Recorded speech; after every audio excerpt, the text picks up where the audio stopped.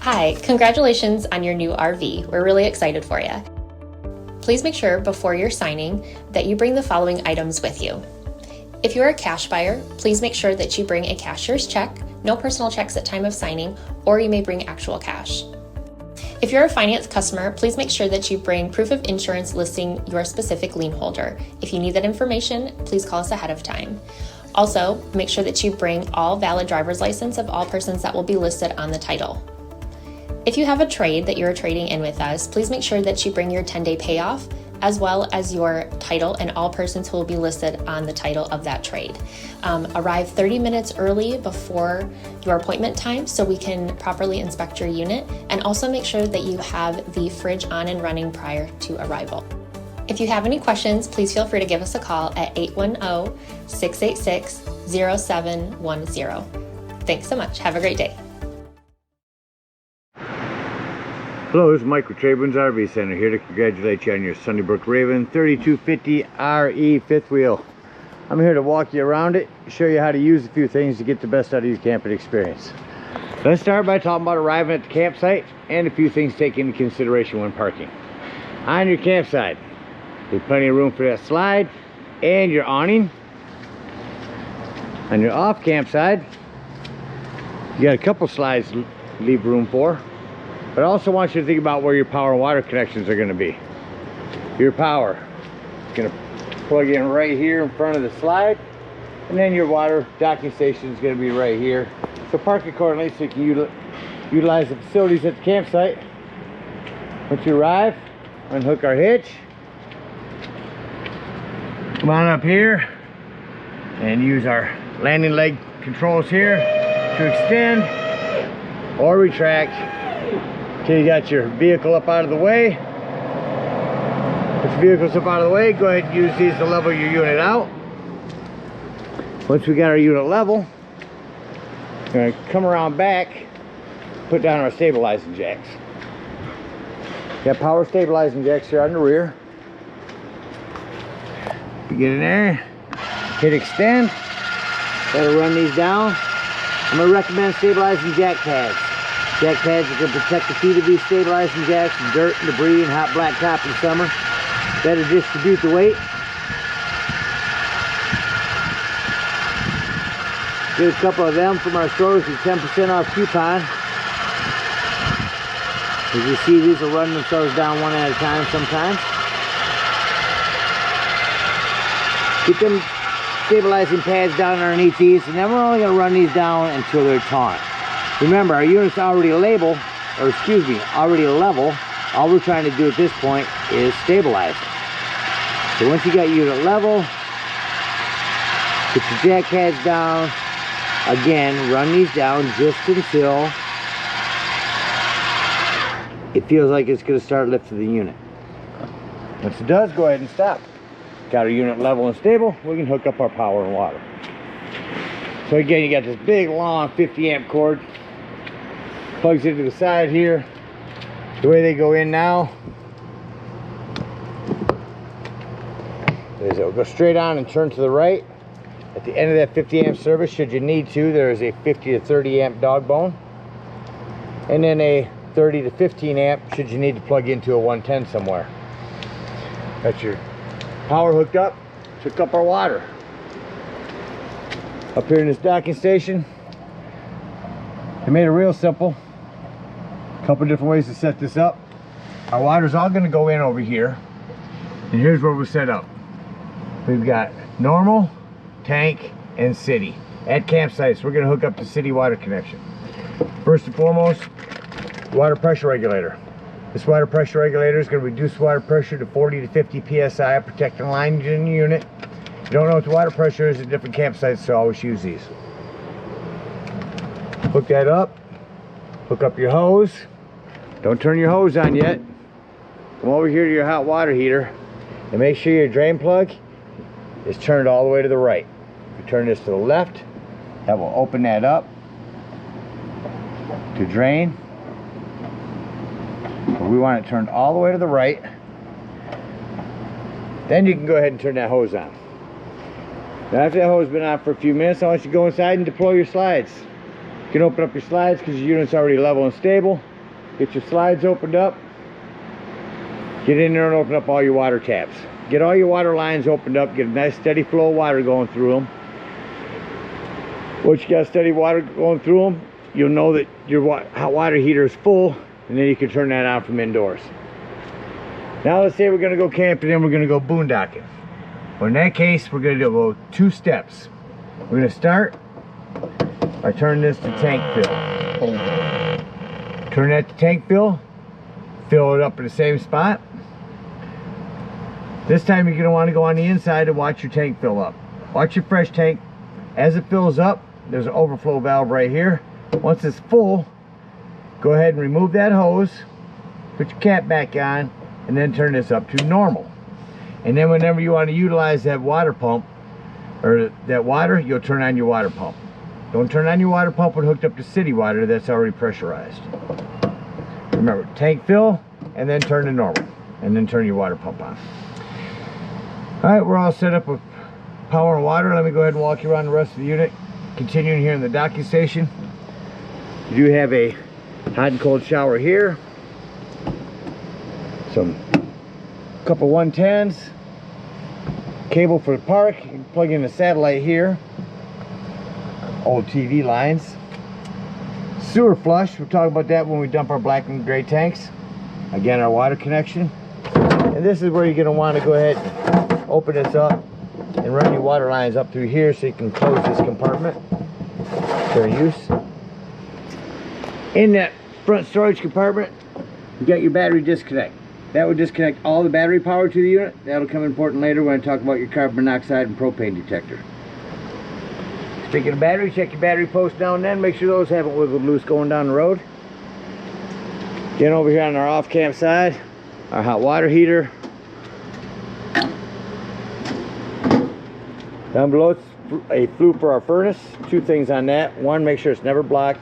And 2, if you're running your furnace, steer clear of that. It does get hot. Down below here is where our black and gray tanks come out.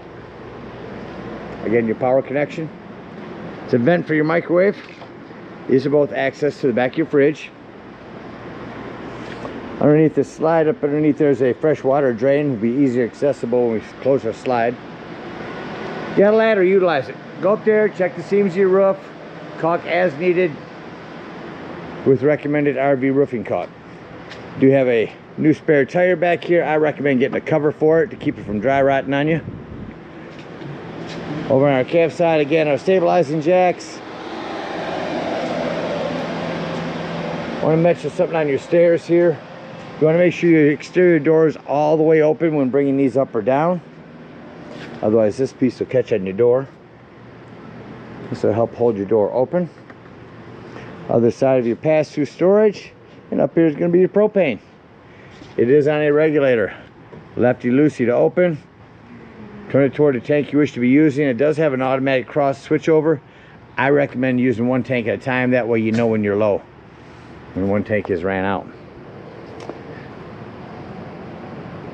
And that about covers everything out here. Up front we do got some docking lights. 1 here and here for these.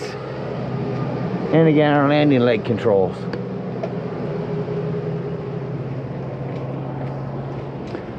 Alright, let's go take a look on the inside. Alright, coming up inside the unit, first thing I always like to point out is the fire extinguisher. Make sure that you and everyone that's camping with you knows the fire extinguisher is located at the entry doorway in case of an emergency. So looking into our kitchen here, we're going to come right in here to our control panel. Now we've probably already been in here, ran all of our slides out. Down here is our awning control. I want to show you on your awning. Your awning runs out really fast. And you only want to run that out until you can see your silver bar and your flat falls down to 90 degrees. If you hold that button down, that will continue to run itself out and start to run itself up backwards. So make sure you keep an eye on it when you run it out and don't run it out further than you need to. Put that in. I'm going to mention that slam locks work best when gently slammed. Coming back to our control panel again. So this will be a control for our ceiling fan. Here's where you see your brand new battery. Here's where you check your fresh black tanks, main lights, entry lights, lots of light controls down here. Here's where you turn on your water heater if hooked to electric, or excuse me, gas. Water heater if hooked to electric, it does make a difference. Choose correctly. And there's where you turn on your water pump when you want to use that fresh water. Above that, some more accent lighting. Tons of lighting around this unit. You've got a sink. Utilize, get in there and check your plumbing now and then. You are bouncing a house down the road. Want to make sure nothing wiggles loose. Got a self-explanatory microwave. Below that, a light and a fan. These tops make an excellent backsplash. Fold it up under, set that back. Turn this to light. Get your spark. I'll light all three of these for you. Same thing on the oven. The oven does have a pilot light though. Push and hold for your pilot underneath there to light it.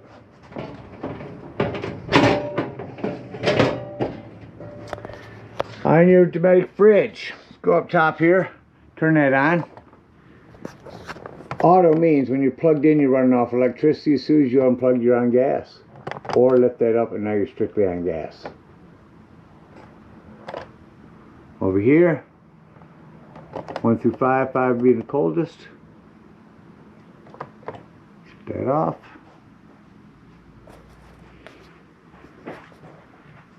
Come into your living room. Turn your TV on here. Below that, you got a sound system and a fireplace we'll get to. When you arrive at your campsites, make sure that you go into your menu and run a digital channel scan so that you can pick up the local channels wherever you're at.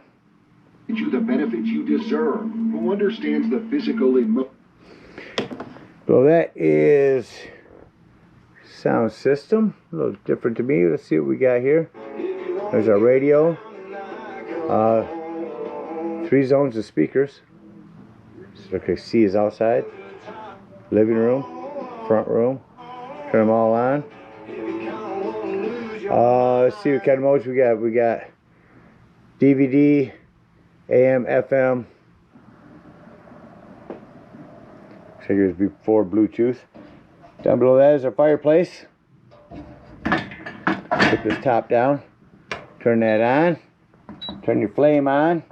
It's not about the flame. I can go through and make the flame brighter or dimmer. Biggest thing, folks, is the heat on these. Crank the heat up on these. So you go through your heat settings. And instead of, if it's chilly in here in the morning or evening, instead of using up your gas to warm it up with your furnace, turn this on. It'll get it toasty up here in the living room in no time. We got a recliner here.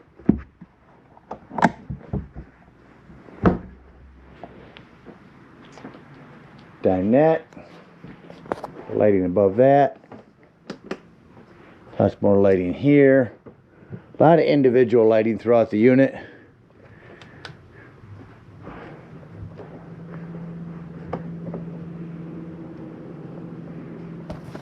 Continuing in your living room. Down here is your 12-volt carbon monoxide propane detector. The reason I mentioned that's 12-volt, always running off your battery. So if you are out dry camping, boondocking somewhere, nothing plugged in, charged your battery. If you're going to be gone for the day, you don't want this to run your battery down, use that battery disconnect. Heading up the hallway, get more lighting here, and a thermostat.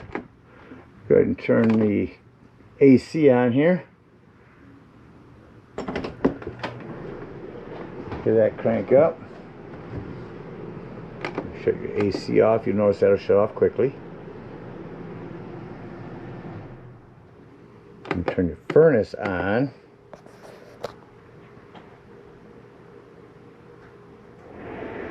There goes your furnace. Now you notice when I shut your furnace off, it's going to take a couple minutes for the furnace fan to cycle through before it actually shuts off. Fantastic vent here. Raise or lower it. Turn it on here. It is right over here. Make sure you do have that all the way lowered for travel. Up here is your antenna. Crank it to the right to bring it up when you arrive at the campsite. All the way left, bringing it down. Smoke alarms also are here in the hallway. Coming into our bathroom, a couple things in here. 110 with GFCI reset. A little more plumbing to maintain. Like I said, they're almost all PEX nowadays. Pretty easy to keep an eye on to tell if it's wiggling loose. On your shower door, you want to make sure you snap that, or it's not going to bounce open on you when you're traveling. You also have a hand crank open exhaust vent in here. Another little TV in here.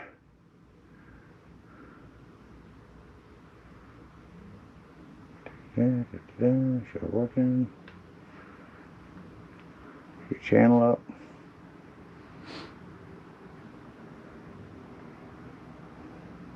We're gonna have to go through and do an auto channel search on this one as well. Show you how to do that. Go over to channels, run auto channel search, hit enter, antenna, and that'll run that for you. Also in here you got a couple of doors to make sure that you have snapped open for travel. Like so. Little storage underneath your bed. More individual lighting up above your bed. And a door to make sure that you have snapped open for travel. Show you last light work in here. And that about covers everything on the inside. Let's act like we're leaving the campsite and close the unit up. So I like to walk through the unit and start shutting off lights from the back. Let your TV continue its scan.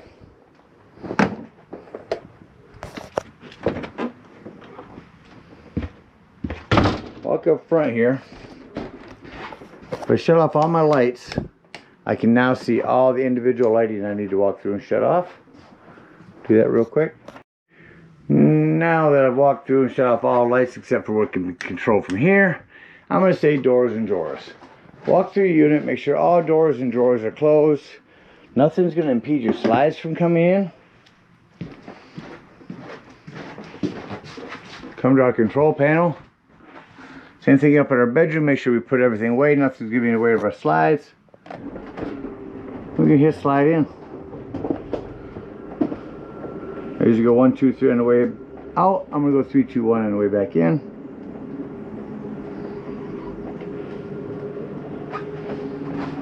You see the importance of having all doors and drawers closed. See, I utilize every inch on these things. As these get all the way in or all the way out, sometimes you will hear what sounds like a grinding noise. That's just the slide mechanism saying I'm in all the way, let go of the button. It's not hurting it, it's nothing grinding. Don't fear that noise. It's okay to hear for a second or two. You know you're all the way in. That noise right there. Now last we'll do that bedroom one, which we went up, made sure all the doors are closed in the closet. Our bathroom / bedroom door is snapped open. Drawers in the dresser are closed.